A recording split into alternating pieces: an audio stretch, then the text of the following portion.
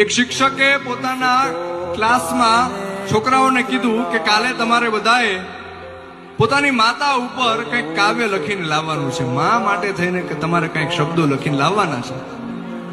બધાએ છોકરાઓ બીજા દિવસે પોતાની નોટમાં પોતપોતાની રીતના કંઈક કાવ્ય લખીને લાવ્યા, કોઈ કંઈક શબ્દો લખીને લાવ્યા.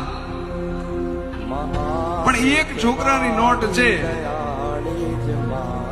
એમાં કંઈક વિચિત્ર જોવા મળ્યું. એમાં આખી એબીસીડી લખેલી હતી. છોકરાએ A to Z આખી એબીસીડી લખેલી. તો શિક્ષકે એ છોકરાને ઉભો કર્યો અને પૂછ્યું કે ભાઈ આ શું છે, આનો શું મતલબ? અને ત્યારે છોકરાએ જવાબ આપ્યો કે મને ભાષા શીખવાડનાર, મને બોલતા શીખવાડનાર મારી મા માટે થઈને હું શું લખી શકું, એટલે મેં આખી એબીસીડી લખી દીધી છે.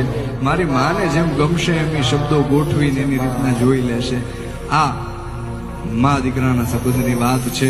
એ દલપતરામે પોતાના કાવ્યની અંદર લખી. કેવી રીતના કે હતો હું સુતો પારણે પુત્ર નાનો,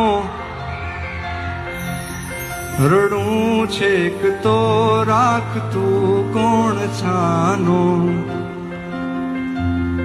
મને દુઃખ દેખી દુઃખી કોણ થાતું,